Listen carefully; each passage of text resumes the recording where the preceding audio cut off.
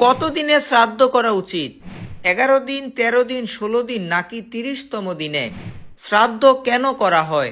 সুপ্রিয় ভক্তবৃন্দ, শ্রাদ্ধ তত্ত্ব বিষয়ক গুরুত্বপূর্ণ ভিডিওতে আপনাদের সবাইকে সুস্বাগতম। শাস্ত্র প্রমাণ সহ ভিডিওটিতে আলোচনা করা হয়েছে।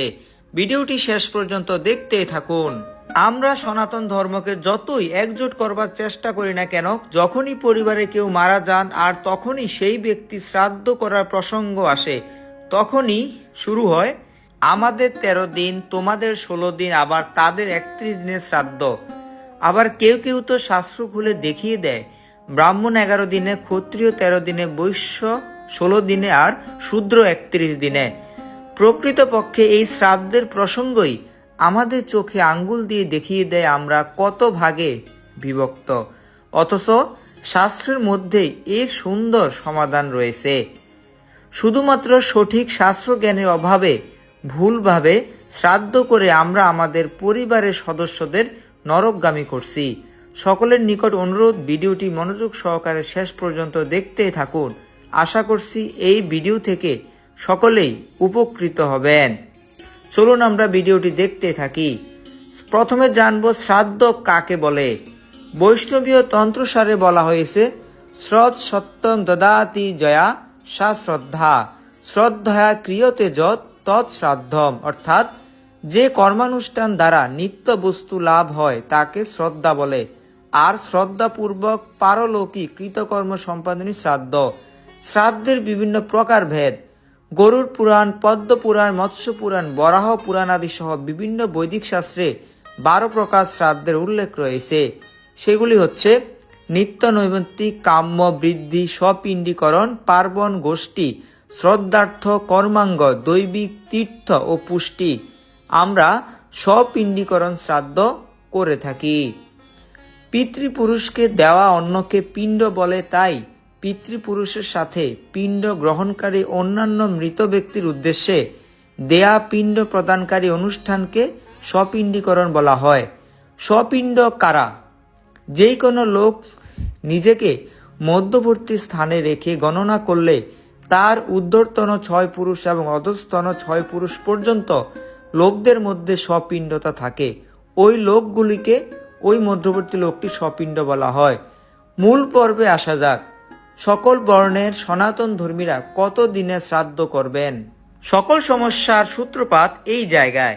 মনু সংহিতায় কেউ মারা গেলে কত দিনে শুদ্ধ হবেন সেই বিষয়ে বিবরণ প্রদান করা হয়েছে। তা হচ্ছে ব্রাহ্মণ 10 দিনে, ক্ষত্রিয় 12 দিনে, বৈশ্য 15 দিনে এবং শূদ্র 30তম দিনে শুদ্ধ হবেন। আবার ঋষি শাতাতপ বলেছেন, ক্ষত্রিয় 11তম দিনে, বৈশ্য 12 দিনে, শূদ্র 20 দিনে শুদ্ধ হবে। ঋষি বশিষ্ঠ বলেছেন, ক্ষত্রিয় 15তম দিনে এবং বৈশ্য 20 দিনে শুদ্ধ হবে। অন্যদিকে অঙ্গিরস ঋষি বলেছেন, ব্রাহ্মণ, ক্ষত্রিয়, বৈশ্য এবং শূদ্র সকল বর্ণই 10 দিন অশোচান্তে সূচি হবে। ঋষি বোধয়ন বলেছেন, ক্ষত্রিয়, বৈশ্য, শূদ্র তারা বিপ্রগণে বান্ধব, তাদের অশোচ সেই বিপ্রের সমান 10 দিন হবে। আমরা দেখতে পেলাম যে ভিন্ন ভিন্ন জন ভিন্ন ভিন্ন বিধান প্রদান করেছেন। সহজে বোধগম্য যে সকলের বিধান আমাদের অনুসরণ অসম্ভব। মৎস্য পুরাণে বলা হয়েছে, মৃত ব্যক্তি 12 দিন পর্যন্ত আপন গৃহেই থাকেন, জমালয়ে নীত হয় না। সেই ব্যক্তি 12 দিন পর্যন্ত আপনার গৃহ পুত্র কন্যা দিকে দেখতে পায়। গরুর পুরাণে উত্তরখণ্ডে বলা হয়েছে, 13তম দিনে গরুর কর্তৃক গৃহীত সর্পের ন্যায় সেই জীবকে বন্দী করে যম কিঙ্করেরা জমালয়ে নিয়ে যেতে থাকে। গৃহপুত্র, কন্যা, আত্মীয় স্বজন কেহই তার সাথে যায় না।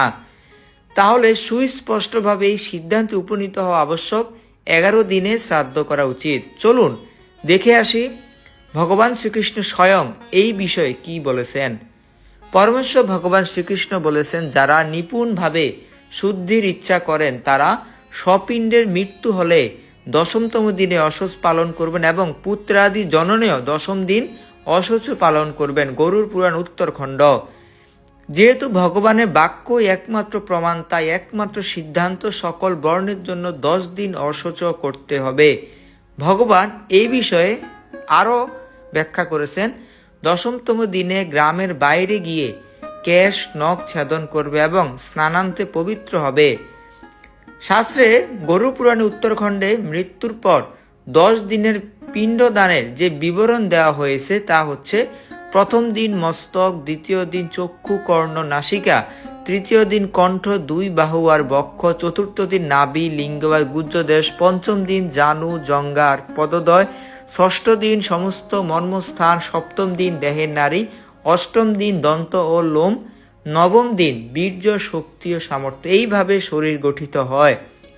দশমতম দিনে দেহের পূর্ণতা প্রাপ্ত হয়ে সেই আত্মার ক্ষুধা পায় এবং দ্বার প্রান্তে উপস্থিত হয়।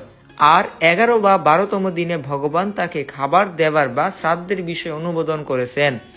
মৃত ব্যক্তি একাদশ ও দ্বাদশ এই 2 দিবসে ভোজন করে, তাই এই দিনের মধ্যে মৃত ব্যক্তির উদ্দেশ্যে পিণ্ড দান করবে। গরুর পুরাণ উত্তরখণ্ড।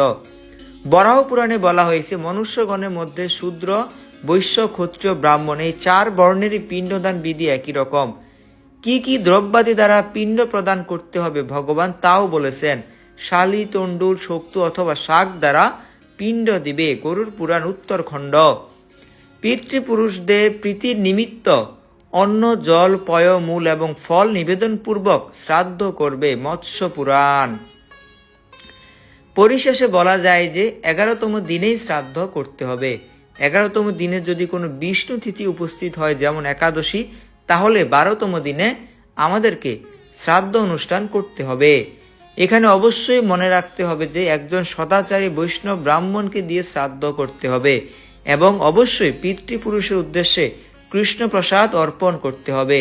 কোনোভাবেই মাছ মাংস নিবেদন করা যাবে না, এতে তাদের প্রেতযোনি ও নরকে অধঃপতিত হওয়ার সম্ভাবনা থাকে। ধন্যবাদ এতক্ষণ শুভদা বলয়ের সাথে থাকার জন্য। তো ভিডিওটি সকলের মাঝে ছড়িয়ে দিন, যাতে সকল সনাতনীরা শ্রাদ্ধ প্রসঙ্গে একমত হতে পারে। হরে কৃষ্ণ।